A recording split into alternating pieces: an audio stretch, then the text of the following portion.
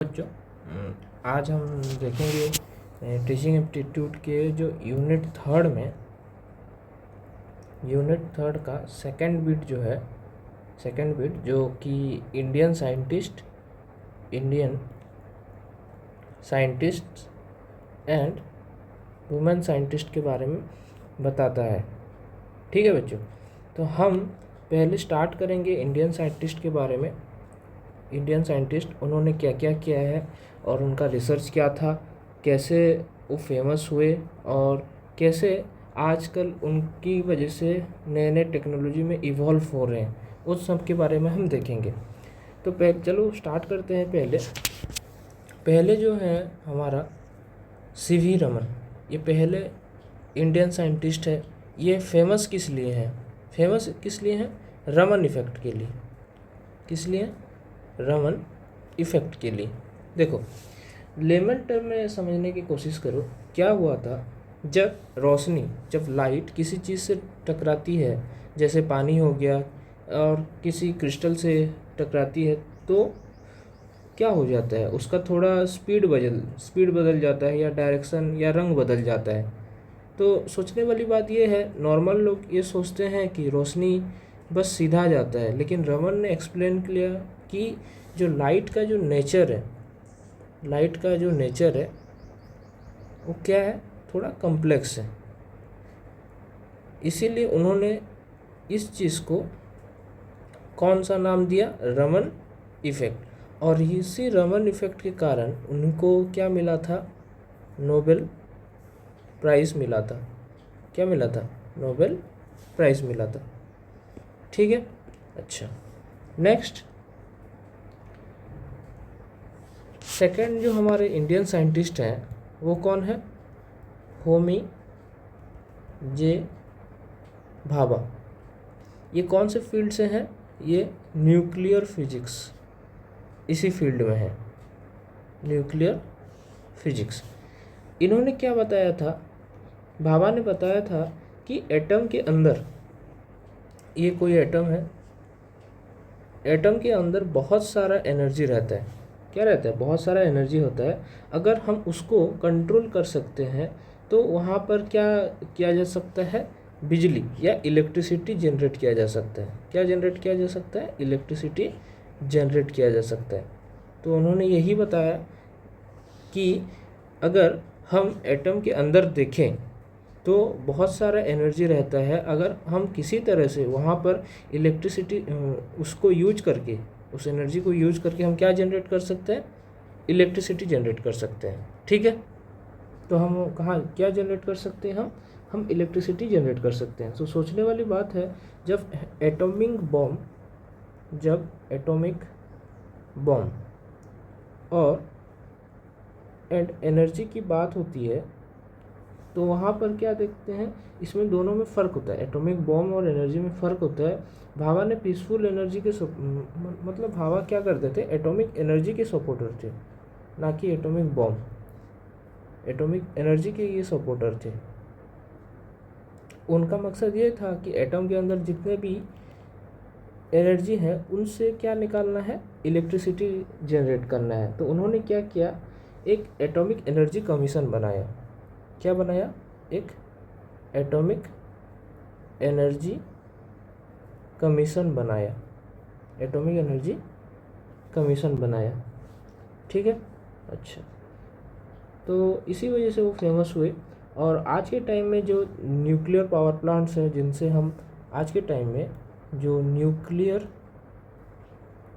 Power plants हैं जिनसे हम इलेक्ट्रिसिटी जनरेट करते हैं, जिनसे हम क्या जनरेट करते हैं? इलेक्ट्रिसिटी जनरेट करते हैं, इन्हीं के वजह से पॉसिबल हुआ है।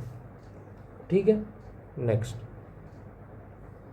हम बात करते हैं। नेक्स्ट हमारे साइंटिस्ट हैं जगदीश चंद्र बोस। ठीक है, जगदीश चंद्र बोस ये किस लिए फेमस है? ये फेमस है plant physiology and wireless connection के लिए। अच्छा, इन्होंने क्या किया था? पौधे में पौधे भी क्या होते हैं, पौधे भी जीवित होते हैं, उनमें भी रेस्पॉन्स होता है जैसे ह्यूमन में होता है। और उन्होंने वायरलेस सिग्नल्स पे भी काम किया है।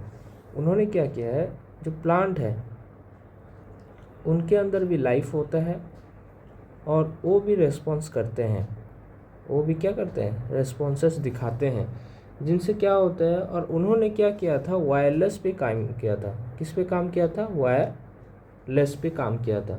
तो सोचने वाली बात है। तो वहाँ पर उन्होंने क्या किया था कि मशीन बनाई थी जो पौधों का रिएक्शन देखता है।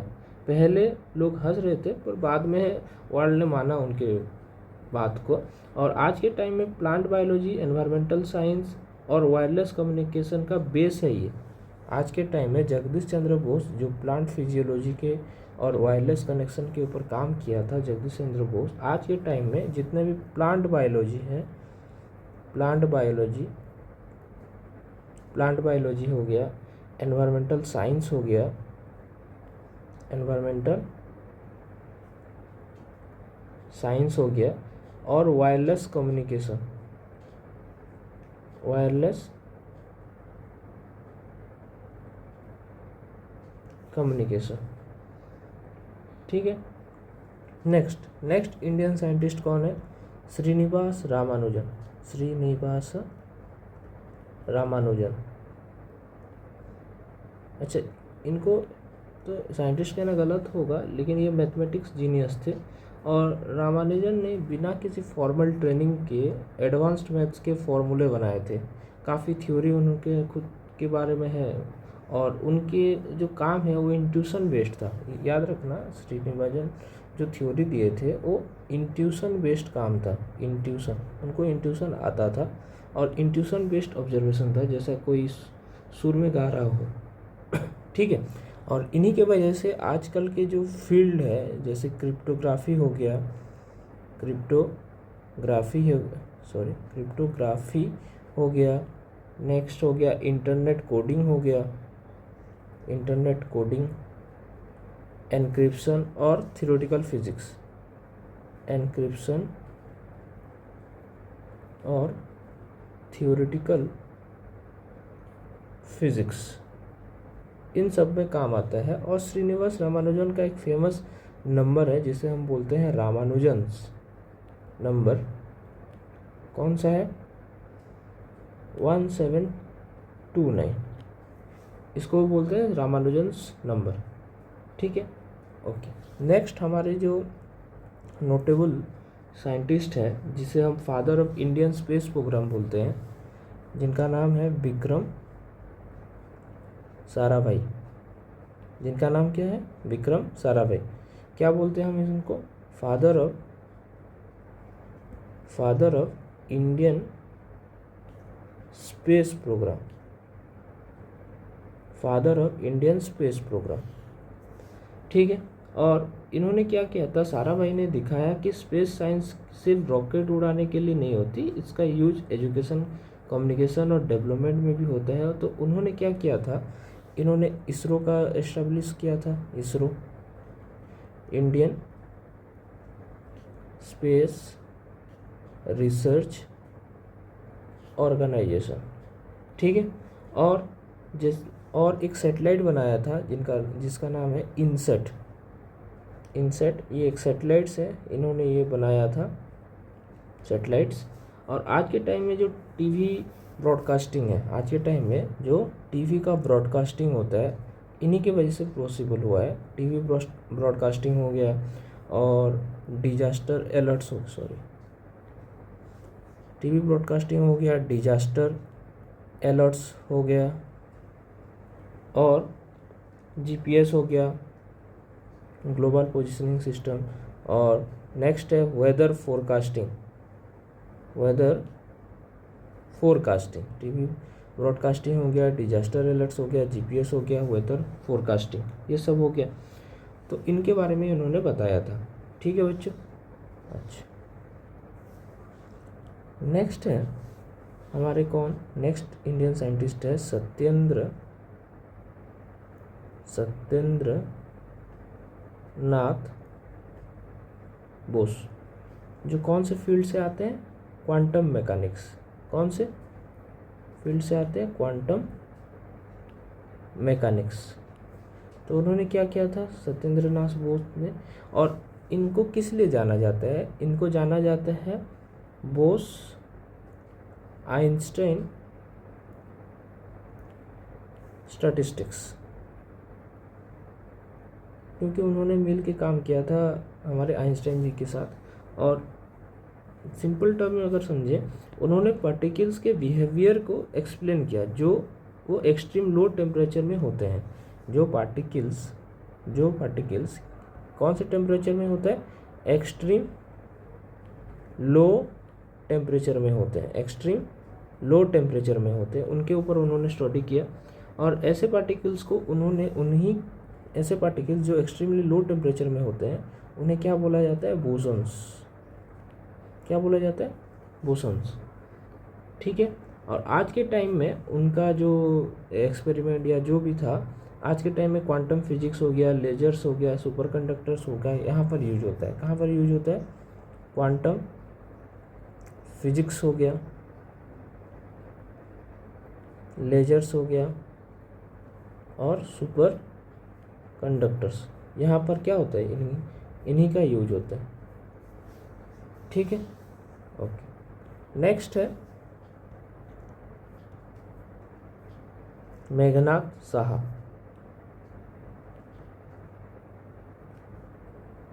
मेघनाथ साहा जो फेमस है किस लिए, साहा आयोनाइजेशन इक्वेशन के लिए। अच्छा, साहा आयोनाइजेशन इक्वेशन। और इनको किस लिए जाना जाता है कि ये देखते हैं कि ये एक्सप्लेन किए हैं, explaining how stars emit light, इन्हीं के बारे में उन्होंने बात किया है। उन्होंने किसके बारे में बात किया है, हाउ स्टार्स एमिट लाइट, इन्हीं के बारे में उन्होंने बात किया है। और उन्होंने बताया कि कैसे हाई टेम्परेचर से एटम्स इलेक्ट्रॉन्स लूज करते हैं, और इसमें हम स्टार्स के टेम्परेचर और कंपोजिशन को समझने में मदद मिलती है। उन्होंने यही बताया। क्या बताया उन्होंने बताया कि हाई टेम्परेचर से एटम्स इलेक्ट्रॉन लूज करते हैं। हाई टेम्परेचर में क्या होता है, इलेक्ट्रॉन लूज होता है, इलेक्ट्रॉन क्या होता है, लॉस होता है। और इलेक्ट्रॉन लॉस होने के कारण स्टार्स के बिहेवियर में क्या चेंज होता है, उनके कंपोजिशन में क्या चेंज होता है, इन सब के बारे में हमने देखा है। और आजकल के इन्हीं के जो रिसर्च है वो हमारे एस्ट्रोफिजिक्स हो गया, एस्ट्रोनॉमी हो गया, स्पेस ऑब्जर्वेशन हो गया, यहाँ पर काम आता है। ठीक है, ओके। नेक्स्ट है हमारे एपीजे अब्दुल कलाम। इनके बारे में तो आप सबको पता ही होगा। और इनको क्या बोला जाता है, मिसाइल मैन। और ये मिसाइल टेक्नोलॉजी के लिए फेमस है। और इन्होंने क्या क्या किया था, किस लिए फेमस है, अग्नि मिसाइल्स के लिए फेमस है, और पृथ्वी, इस सब मिसाइल्स बनाने में उनका हाथ है। मिसाइल्स हो गया, और इसरो के जो स्टेट से लॉन्चिंग व्हीकल है, सैटेलाइट लॉन्चिंग व्हीकल है, उन्हीं के बारे में उनका काफ़ी रोल है। और उन्होंने रॉकेट और मिसाइल बनाने में लीड रोल प्ले किया था, और भारत को डिफेंस और स्पेस में आगे बढ़ाया। ठीक है। और Indian space and defence system में आज जो भी यूज़ हो रहा है, इन्हीं के बदौलत यूज़ हो रहा है। ठीक है। और इनका यही था कि स्पेस कैसे, मतलब डिफेंस और स्पेस में इंडिया कैसे आगे रहे, एपीजे अब्दुल कलाम ने ही बताया। नेक्स्ट है वेंकटरमन रामकृष्णन।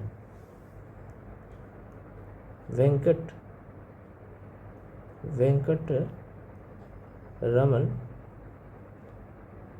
रामकृष्ण,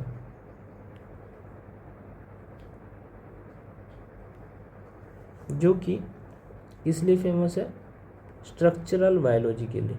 इसलिए स्ट्रक्चरल बायोलॉजी के लिए। और इन्होंने क्या किया था, राइबोसोम के स्ट्रक्चर के एक्सप्लेन किया था, स्ट्रक्चर ऑफ राइबोसोम, इसको क्या किया था उन्होंने एक्सप्लेन किया था। राइबोसोम सेल का वो पार्ट होता है जो प्रोटीन बनाता है। राइबोसोम कौन सा पार्ट है, जो प्रोटीन मेकिंग प्रोसेस में हेल्प करता है, प्रोटीन मेकिंग, ठीक है। और उन्होंने इसका 30 तो स्ट्रक्चर बताया। कितना स्ट्रक्चर बताया? 30। और इन्हीं के कारण आज हम मेडिसिन के फील्ड में और क्या बोलते हैं कैंसर रिसर्च, जेनेटिक डिजीज़, इन सब के बारे में हमें काफ़ी मदद मिलती है इन्हीं के इसी स्ट्रक्चर की वजह। कैंसर रिसर्च हो गया और जेनेटिक डिजीजेस हो गया, जेनेटिक डिजीजेस, इन्हीं के बदौलत हम ये जान पाते हैं। नेक्स्ट है 10 में आते हैं मंजुल भार्गव। ये एक क्या बोलते हैं, ये एक मैथमेटिशियंस हैं जिनको फील्ड मेडल मिला था। किस लिए, कहाँ पर इनका कंट्रीब्यूशन कहाँ पर था? नंबर थ्योरी पर, नंबर थ्योरी और एलजेब्रा। नंबर थ्योरी उन्होंने एलजेब्रा को यूज करके बनाया था। उन्होंने नंबर्स के पैटर्न्स को समझाने के नए नए तरीके डेवलप किए थे जो एडवांस मैथमेटिक्स में काम करते हैं, ठीक है। और आज के टाइम में जो एल्गोरिदम हो गया, कोडिंग थ्योरी हो गया, इन्हीं का रिसर्च यूज होता है, ठीक है बच्चों। ओके, नेक्स्ट हम चलते हैं वुमेन साइंटिस्ट के ऊपर। वुमेन साइंटिस्ट एक हैं असीमा चैटर्जी। एक कौन है? एक है असीमा चैटर्जी जो मेडिसिनल केमिस्ट्री के ऊपर बात करते हैं, मेडिसिनल केमिस्ट्री के ऊपर बात करते हैं और वो फेमस भी हैं। और लेमन के एक्सप्लेनेशन हम देखें तो उन्होंने क्या किया था, पौधों से ऐसे केमिकल निकाले जो एपिलेप्सी को दूर करने में हेल्प हो। और एपिलेप्सी मतलब दौरा, जिसको हम मिर्गी का दौरा बोलते हैं। तो उन्होंने क्या किया था, प्लांट बेस्ड एपिलेप्सी एक मेडिसिन बनाया था। और मलेरिया जैसे डिजीज़ को क्यूर करते हैं, मलेरियल ड्रग्स बनाया था। मलेरिया एंटी मलेरियल ड्रग्स को उन्होंने बनाया था। और सोचने वाली बात है, पहले लोग हर्बल दवा पे बिलीव करते थे, उन्होंने उसको साइंटिफिक प्रूफ के साथ प्रेजेंट किया। आज के टाइम में जो एंटी एपिलेप्टिक और एंटी मलेरियल मेडिसिन हैं, उन्हें बनाने में ये काफ़ी मदद मिलता है। Anti epileptic and anti malarial medicines, ये बनाने में उनको काफ़ी हेल्प मिलता है, ठीक है। ओके, सेकंड जो है वो है जानकी अमल। जानकी अमल जो बोटनी एंड प्लांट जेनेटिक्स के ऊपर बात करते हैं, बोटनी और प्लांट जेनेटिक्स। और जानकी ने पौधों को जीन पे काम किया था और शुगर केन और मीठे का हेल्दी बनाया, शुगर केन और मीठा और हेल्दी बनाया।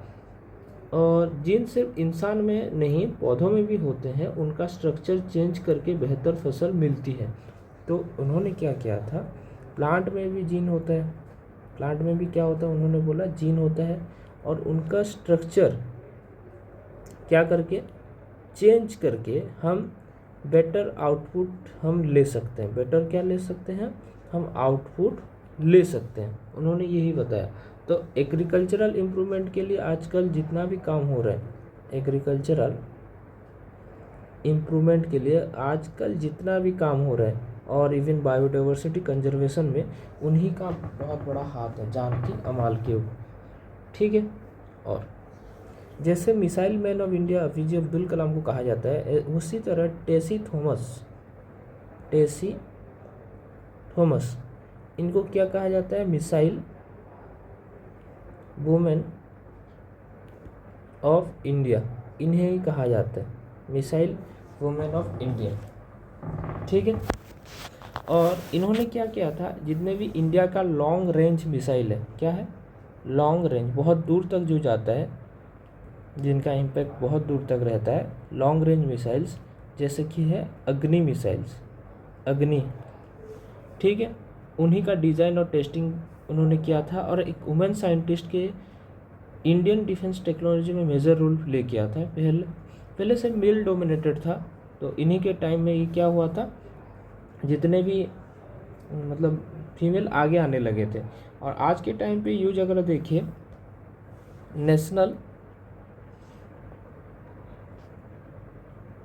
डिफेंस सिस्टम में मिसाइल्स जो यूज होते हैं और स्ट्रेटेजिक वेपन्स, उन सब के बारे में इनका काफ़ी रोल था। ठीक है, स्ट्रेटेजिक वेपन्स। नेक्स्ट है राजेश्वरी चटर्जी। राजेश्वरी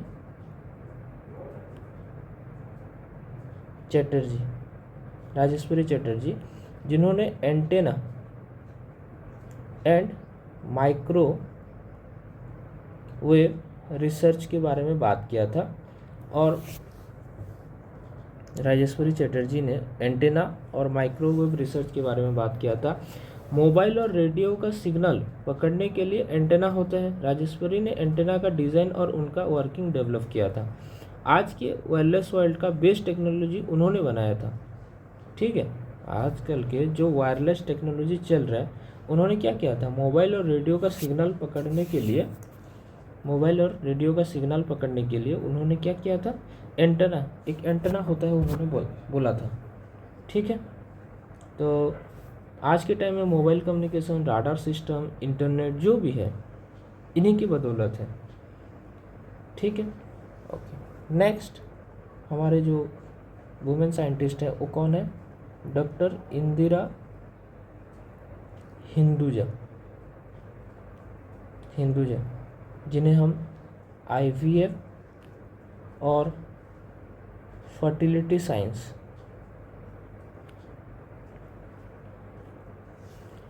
जो कपल्स बच्चा नहीं पैदा कर पाते, तो उनके लिए उन्होंने क्या किया था, इन विट्रो फर्टिलाइजेशन, जिसे हम टेस्ट ट्यूब बेबी बोलते हैं। IVF मतलब क्या, इन विट्रो फर्टिलाइजेशन, जिसे हम बोलते हैं क्या, टेस्ट ट्यूब बेबी। और सोचने वाली बात ये थी कि इंडिया का पहला टेस्ट ट्यूब बेबी 1986 में, फर्स्ट टेस्ट ट्यूब बेबी कितने 1986 में उन्हीं के बदौलत हुआ था।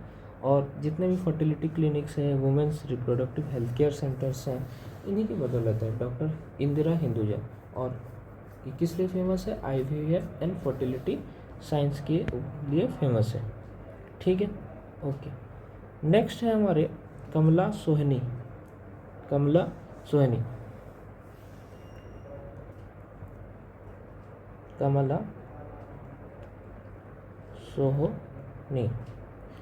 किस लिए फेमस है, बायो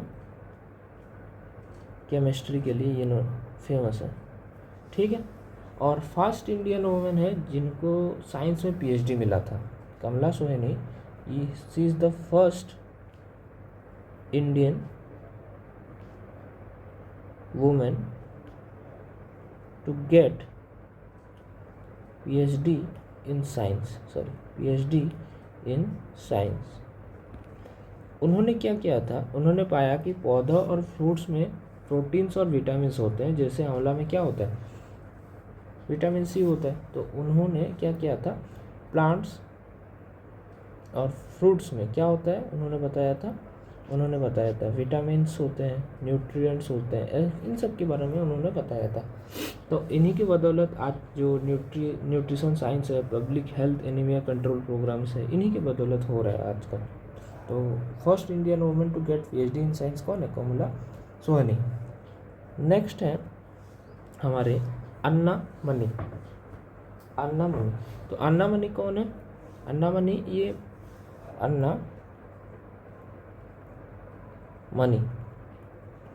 ये मेट्रोलॉजी से रिलेटेड है। मेट्रोलॉजी जो वेदर के बारे में बताता है, वेदर साइंस के बारे में बताता है। और इन्होंने क्या किया था, किस लिए फेमस है, वेदर इंस्ट्रूमेंट के लिए ये फेमस है। किस लिए, वेदर इंस्ट्रूमेंट्स के लिए ये फेमस है, एंड सोलर रेडिएशन,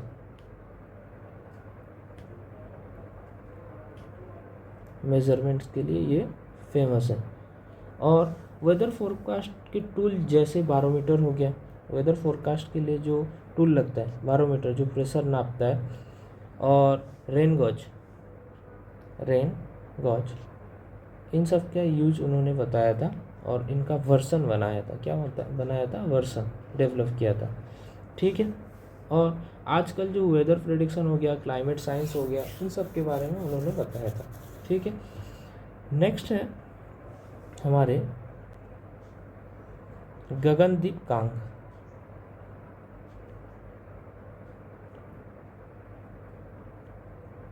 जो वायरोलॉजी और वैक्सीन रिसर्च, इनके ऊपर बात करते हैं। वायरोलॉजी हो गया और वैक्सीन रिसर्च हो गया, उनके ऊपर बात करते हैं।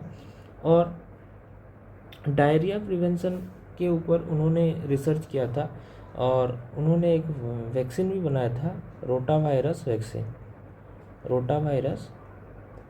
वैक्सीन, जो डायरिया प्रिवेंशन के लिए यूज होता है। ठीक है। और बच्चों में होने वाले लूज मोशन, जिसे डायरिया बोलते हैं, उन्होंने क्या किया था, उनके लिए वैक्सीन डेवलप किया था। ठीक है, जिसे हम बोलते हैं rotavirus vaccine. Okay. Next women scientist कौन है? नेक्स्ट वुमेन साइंटिस्ट है रोहिणी गुडबोले।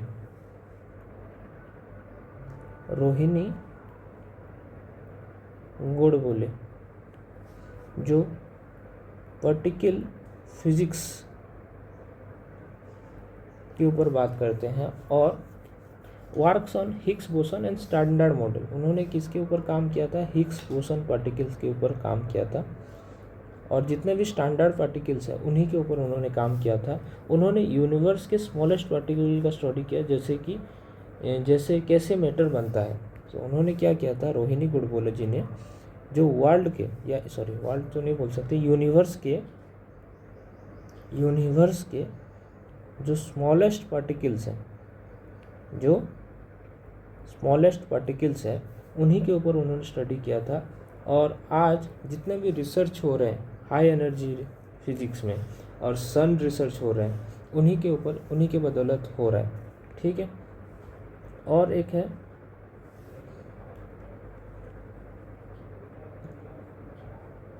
चारू सीता चक्रवर्ती,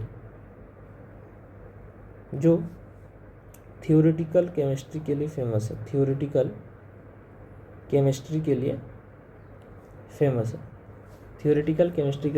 है। और इन्होंने, ये किस लिए फेमस है? ये फेमस है मॉलिक्यूलर इंटरेक्शंस के लिए एंड वाटर का स्ट्रक्चर, इनके लिए ही फेमस है। और उन्होंने पानी के मॉलिक्यूल्स के बीच बिहेवियर समझाया, जैसे आइस बनने का तरीका, जैसे क्या बताया, आइस फॉर्मेशन का तरीका, वे इन्होंने ही बताया। और आजकल भी जो केमिस्ट्री एजुकेशन हो गया, एनवायरमेंटल साइंस हो गया, इन्हीं की बदौलत यूज होता है। ठीक है। अच्छा, नेक्स्ट हमारे वुमेन साइंटिस्ट हैं बी विजया लक्ष्मी, जो फेमस किस लिए है? थियोरेटिकल फिजिक्स के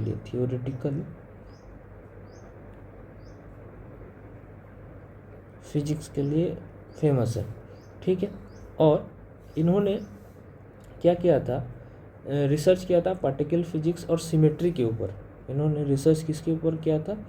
पार्टिकल फिजिक्स और सिमेट्री के ऊपर रिसर्च किया था। ठीक है।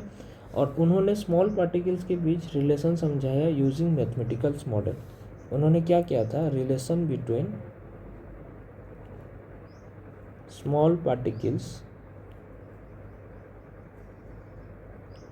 Using mathematical using mathematical models. ठीक है, और जो मॉडर्न फिजिक्स एजुकेशन हो गया, क्वांटम रिसर्च हो गया, इन्हीं के ऊपर बात करता है। ठीक है, नेक्स्ट हमारे जो वुमेन साइंटिस्ट हैं वो कौन है? नेक्स्ट है हमारे वुमेन साइंटिस्ट सुभा टोलेजी, जो न्यूरो साइंस के ऊपर बात करते हैं, न्यूरो साइंस। और इन्होंने क्या किया था? Brain development research in mammals. In brain, इनका काम किसके ऊपर था? ब्रेन डेवलपमेंट रिसर्च इन मामल्स, इन्हीं के ऊपर उन्होंने काम किया था।